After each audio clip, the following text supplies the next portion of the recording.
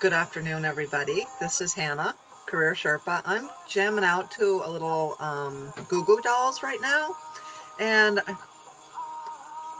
we'll get going in a little bit, about 4 minutes, and we'll get started. Oh, I know what I need to do. I'm going to put a link um,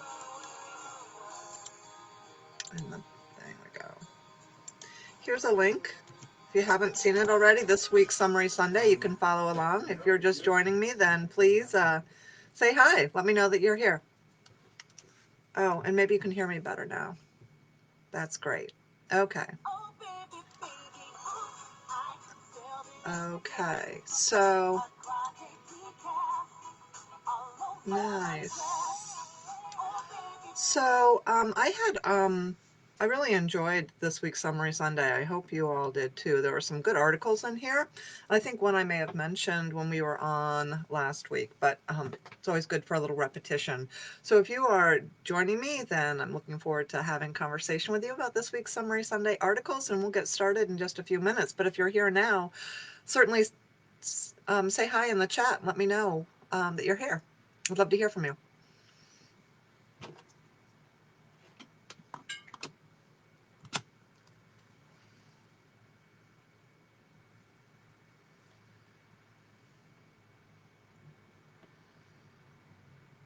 And I hope you can hear me okay.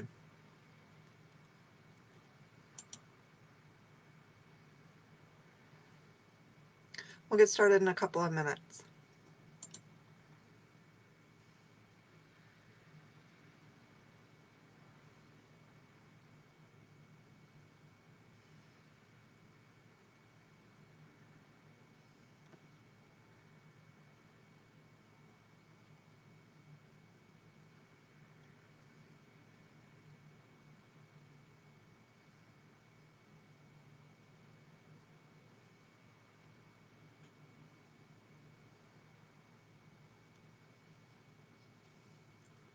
If you're just joining me, thank you for being here today with me, and we're going to get started in just a couple of minutes. But if you're here, tell me that you're here. Say hi. Let me know.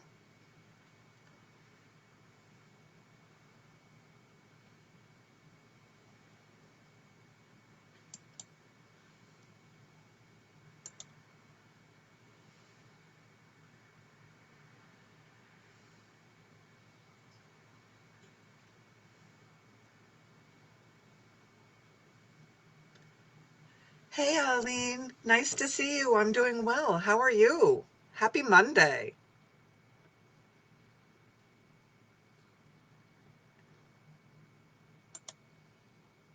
Can you hear me okay, Eileen? Eileen?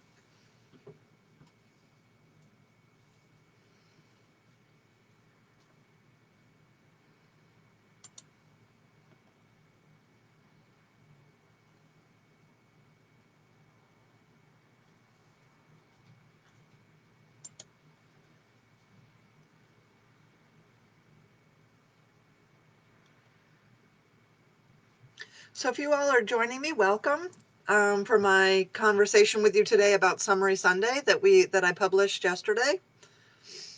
Uh, Good. Happy Monday. Hopefully this will you'll get some inspiration. Hey, Patricia, isn't this weather wonderful? It is amazing here in sunny, warm Rochester. It's just very beautiful. Has been for the last few days. I think you've got to get out today because I think tomorrow or maybe even later today we might see some rain. But this has been wonderful. You're right, we don't get to say that a lot. Oh, it's noon. Okay, everybody, welcome to this week Job Search Live. I'm Hannah Morgan, and this is my conversation with you all about what I posted in the Summary Sunday. And if you scroll up or scroll down, I'm not sure which it is on your screen, you should be able to see a link to this week's Summary Sunday. So if you want to sort of follow along with the articles and go back and bookmark them or read them later, you can do that. So I want to thank you all for being here with me. If you are If you're here, I'm seeing some people popping in. Please do say hi and where you're from. I'd love to just know who's here watching me. Heidi, great to see you again this week. And Jody, hey, good afternoon to you too. Some Rochester folks here enjoying the wonderful warm weather. And I'll have to say something, and this is, you don't see me ever posting anything about politics, but I am feeling very light on my shoulders today. And I know not everybody is, but that is all I'm going to say about that. Overall, the weather here in Rochester is great. There's sort of this feeling of hope with the warm weather, or at least we're not all locked down in our houses with cold and snow, so things are good. Hey Craig, good to see you. Hey Craig, I heard you connected with somebody that I know, and I can't remember who it was. Oh, was it Trisha? Maybe it was Trisha. I heard you guys knew each other from before, and it's a very small world we live in. So thank you all for being here. Let's get right into this week's Summary Sunday.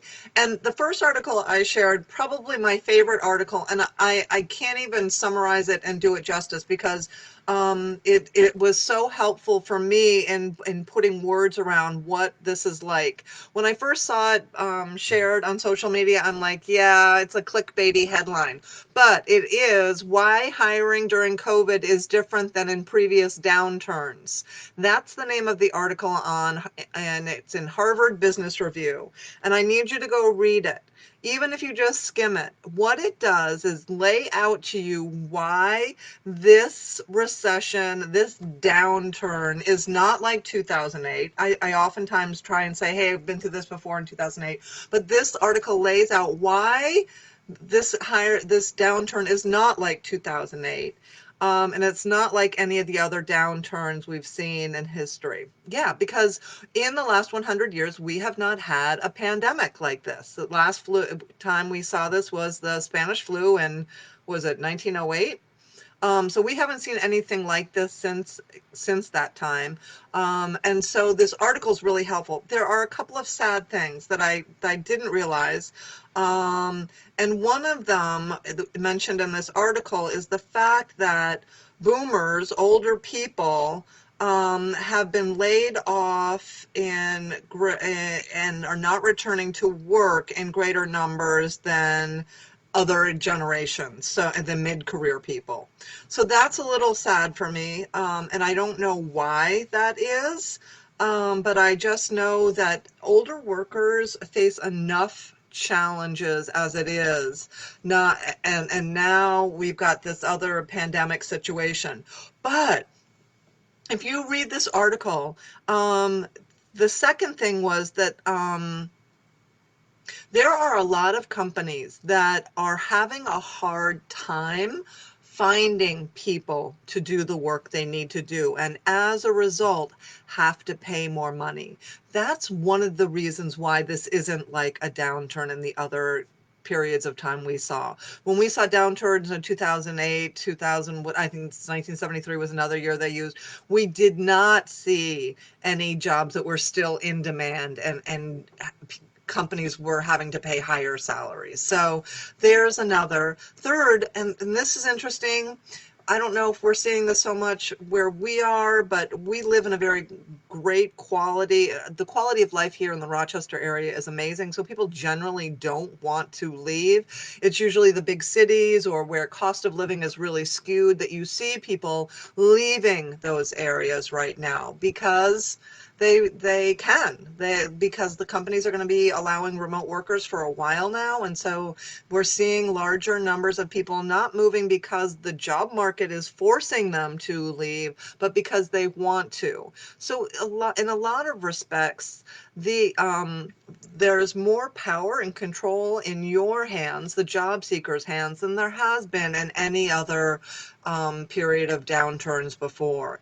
And one of the things that this article goes on to say, that's why I want you to read it, is that companies that take advantage of the situation by lowballing people on salaries, by making it really difficult to hire people, bringing them through like 8 or 9 different interviews, asking them to do all kinds of things before they come on board. Companies that do that and don't treat people with dignity and respect right now are really going to be hurting. They're going to find that that comes back to bite them. So it's a really great article, and I cannot emphasize enough how important I think it is for you to read it. For those of you that like charts and graphs, those are in there too, with some good data points to help you understand what's going on. So there are all kinds of great things in this article.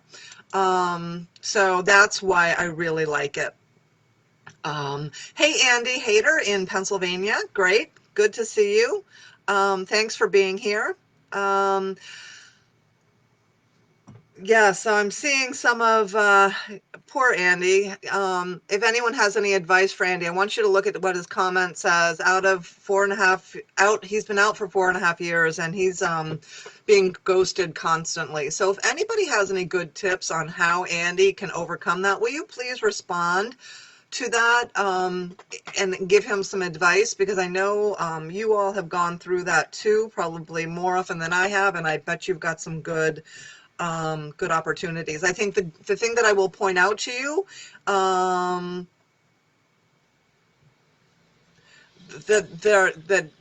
remote is going to be probably one of your greater chances for opportunity. Without taking a look at everything that you've been doing, Andy, and without understanding your full situation, it's hard to know exactly why you're being ghosted. I hope you did happen to see, though, Andy, my post, my article that I published, I think it was last week, maybe Thursday or Friday, on hiring trends, that was by JobVite, and they had in their report a whole thing on ghosting and why that happens. And we oftentimes blame recruiters, company HR and recruiters, on the ones doing the ghosting, but I will tell you that job seekers are ghosting recruiters and HR too. So it's not just you receiving this. The recruiters have been ghosted a lot themselves. I'm not saying that either one is right. It's not really a good scenario, but it all comes out in the wash. Those recruiters that are ghosting you are probably ghosting other people too. It's just going to hurt the company's reputation in the long run. We can't change that. We can't make that go away or stop. What we can do is just move forward, because we can't control what other people do. We can only control what we do. And I will say that your chances of being ghosted, if you get referred for a job or find somebody inside the company that can be a referral source, an advocate, or an ally, your chances of being ghosted pretty much drop. So if you want to fix that, you can get referred or find a contact inside every job that you apply to, and then you come back and talk to me about being ghosted, because I don't think it's going to happen as much. The second article that I featured in Summary Sunday was a really great follow-up to that first one, which it is specifically for older job seekers, and it is called What It Takes to Make Yourself Forever Employable. And that is by, I wish I can't remember the guy's name, so I have to go look it up. It's on Next Avenue. It's by Richard Eisenberg, who is a regular contributor to Next Avenue. This is a phenomenal read for all of you that are saying, no one's going to hire me because I'm too old. I need you to go read this.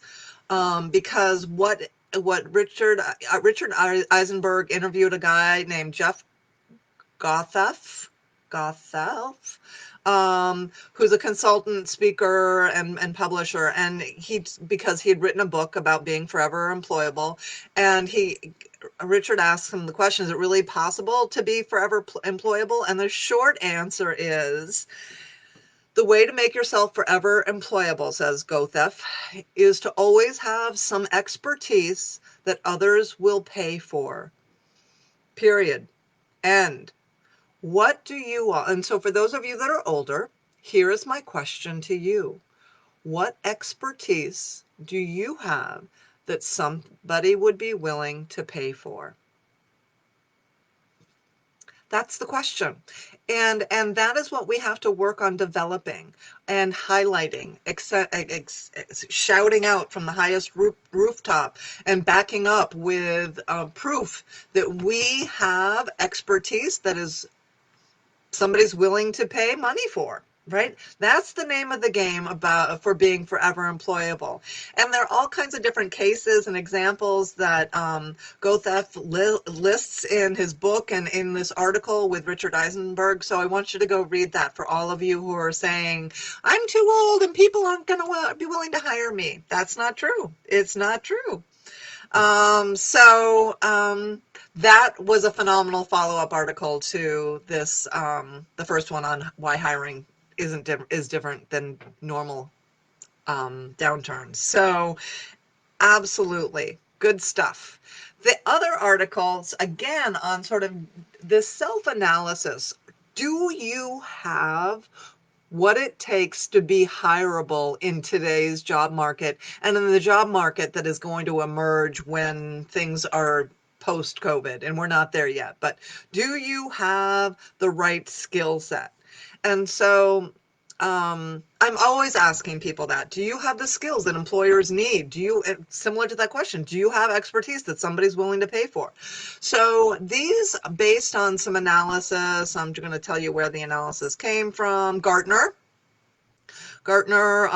did some research, and they found that these are the skills that companies will be looking for now and as the pandemic ends. And you'll have to go read the full article to understand the full meat of what these 6 skills are.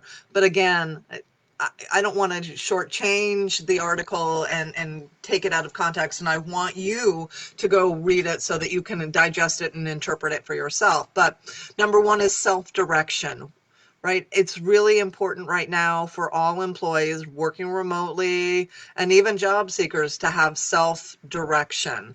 Digital capabilities. Now, this has always been important. And technically somebody said, you know what, these skills have always been important. Yeah, they have. But right now, these are the kinds of skills that recruiters are scouring a resume for proof of. These are the kinds of skills that they're listening for in an interview. So I want you to make sure that you have done not only an analysis of, okay, I've got digital capability skills. What's the proof of that? What are my digital capabilities, and where is the proof that I have those skills? So it's everything from technology to systems to speaking the right lingo, right? Empathy. Empathy is the third skill that companies are looking for. It's being able to understand challenges that other employees might be facing. And it doesn't matter if you're not a manager, you still have to be empathetic, right? Because you're part of a team environment and you're working with other people, and we have to be empathetic. Communication management. And the reason that's so important is that our written communication becomes critical right now when we don't have the opportunity to intervene and to meet face to face. All we have is the ability to communicate effectively and make sure people are doing what they should be doing based on how we've communicated that. And that's that communication management. Adaptability, things are going to be changing on a dime from this point forward. If you haven't already noticed that, you will be noticing that even more so now. Let's just look at the fact that in 1 month, how many millions of employees were asked to work remotely? How many companies jumped on to this? Okay, we'll let you work from home, WFH. Like, that became, in a very short amount of time, the new way of doing things. And now we are still trying to figure it out, because it's great that we're home. We've got this flexibility. We don't have to commute. But we also have the challenge of feeling lonely or isolated. We may have another problem going on altogether where we've got family members crawling all over us. We've got young kids that we're trying to help work on their computer to get into the classroom. There's so many different challenges that we are faced with when we are working from home. But All of these things are proof that you can survive and adapt to the changes that are going on in your world. And that is what companies want. They don't want, they're afraid if they throw something new at you, that you're not going to be able to handle it. So you've got to have that skill, and you've got to prove that you can handle that successfully, calmly. Motivational skills is, I think, the sixth skill that they are looking for. It's going to be important to an employer that you don't need somebody over you with their thumb on you telling you what to do every minute of the day. Like they have to know that you are motivated, that you are driven, that you will overcome all odds to get things done. Because in a work from home situation, and where there are regular challenges to getting things done, your motivation is what's going to drive you and make it happen. So I'm hoping that you go through and read that Fast Company article, 6 skills employers are looking for, will need in the post-pandemic workplace. So that was a phenomenal article, and it's listed in my summary Sunday, so you can find that. Okay, the last article. Wow, these are going fast, right? Oh, no, there's not really. So following on this post-pandemic, or on these skills, you would think, okay, if people are home and they are aware that their jobs at any moment could be eliminated, you would think that people would be taking steps to develop themselves professionally. You would think, right? So one of the regular newsletters I get, which I open and read every single time it comes, and I think you would benefit from it too, is from Smart Brief. It's called Smart Brief on Your Career. And there's a link in the newsletter, in my article, that you can click through, and you can find the link to subscribe so that you can get it yourself. But it was a chart, and this chart showed, based on the survey of readers that subscribed to this, with thousands of readers, the question was asked, how many industry leaders do you follow on social media? And actually, it's not how many, it is, oh, okay. So how many social media members how many industry leaders do you follow on social media? 25% said they followed more than 5 industry leaders. 24% followed 1 to 5 people. And 51% of the respondents said they did not follow any industry leaders on social media.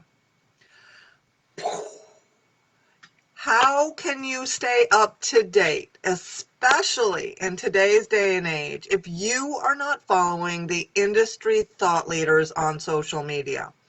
That could even be their newsletter. I don't care. How can that be? It saddens me deeply.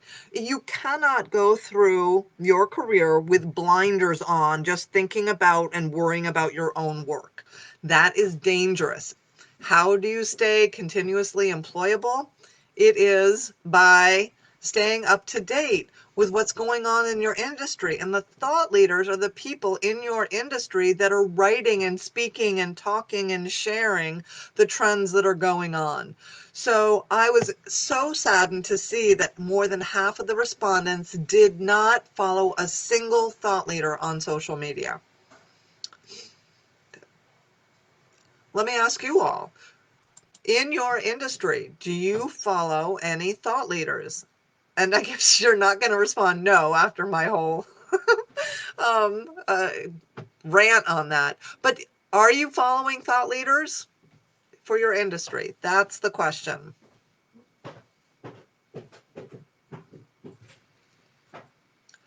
Good. And I'm just sort of skimming to see.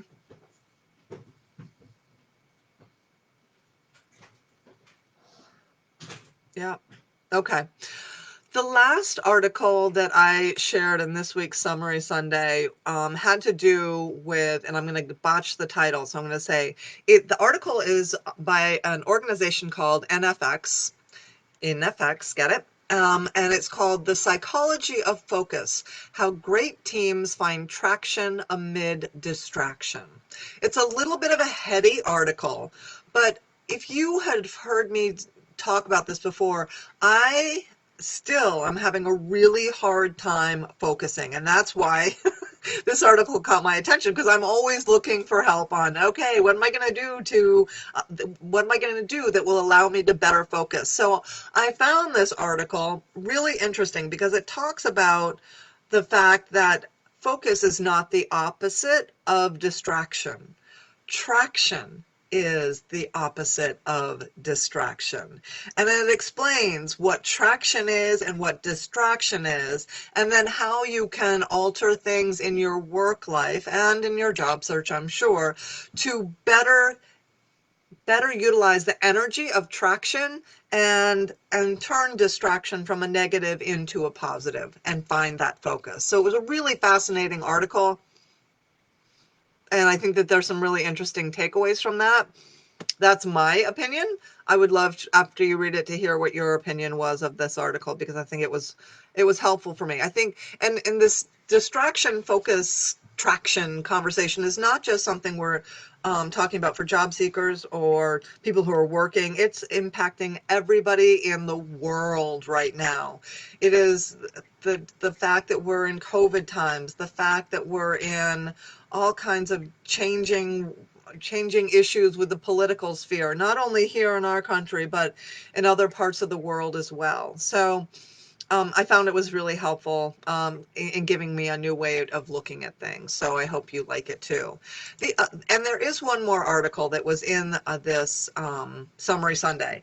Last week, I had a conversation with Jack Kelly of WeRecruiter, and he asked me some really good questions and gave me the opportunity to share some of my thoughts on what's going on in today's workforce and some of the different scenarios that job seekers are facing. So there's a link to our live video conversation. It's an hour.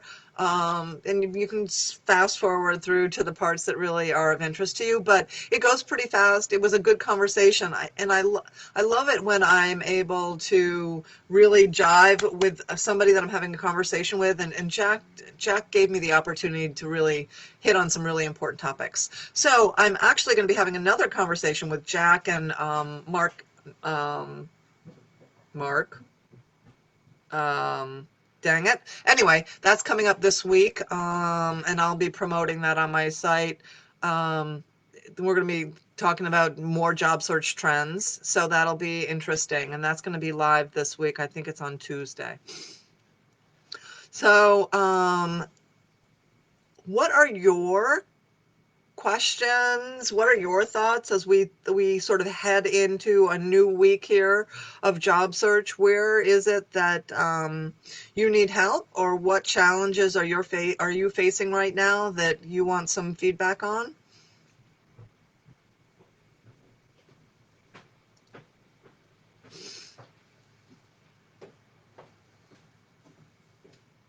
Hey, Andy, I can't read through all of your stuff right now, but after this is over, I will definitely respond to your comments. I can't eat and chew gum and walk, chew gum and talk at the same time. So,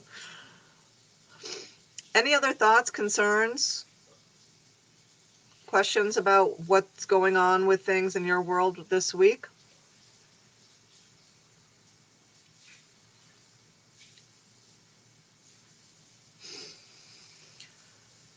Two things to mention. One, I'm offering a webinar next Monday. I think it's next Monday. I say that. I'll try and find the link.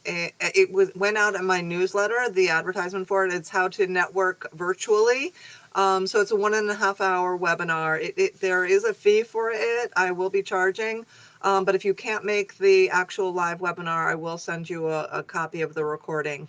That is, I'm going to check real quick and find out where, when I do. I think it's next Monday. The other thing is I'm going to be starting up. I've talked about this for a long time. I've been talking about how important it is to have an accountability group. And I've done them in the past, but I will be offering a 5-week membership into an accountability group that I'll be facilitating. So if that is something that you might be interested in, You can find information in my newsletter, on my website, that kind of thing. When is that webinar? I don't know when that webinar is. I'll make sure I put it in the comments afterwards, so I can't find it. Any other thoughts, questions, ideas? Love seeing you. As always, you can anytime after this is live, you can go back and rewatch it, and then I also share it on my YouTube channel, just in case people are looking for it and they can't find it. So, if there aren't, interview psychology, Michael Levin. Ooh, ooh, ooh, ooh. That's a deep one. I'm going to be on the lookout this week for more thoughts and ideas on interview psychology. I always believe that it's a conversation. It is not an interrogation. So I love to recommend that people go in there with an attitude of, is this a job that I'm interested in taking? And getting the answers to the questions that you need to make that determination, because the job description that you've seen is by no means all inclusive. It may not even be everything that is really required by the company. So I really want job seekers to go into an interview with an attitude of trying to determine whether or not they want that job by asking questions and making it a conversation. It's a two-way exploration, not an interrogation. So hopefully that helped. Ooh, I'm glad you liked my screenshot of scheduling a day. Craig, I love that. It's honestly, that's the format that I use right now on a regular basis to give myself accountability so that I know what I'm supposed to be doing at different parts of the day. So I'm glad you like that too. Thank you all. Hey, Bert, what you doing? Good to see ya. Um, I want everybody to have a great week. I'll be on the lookout for more articles about interviewing and psychology, and Craig on negotiations for contract job opportunities. If you aren't looking already at Susan Joyce's job hyphen hunt.org.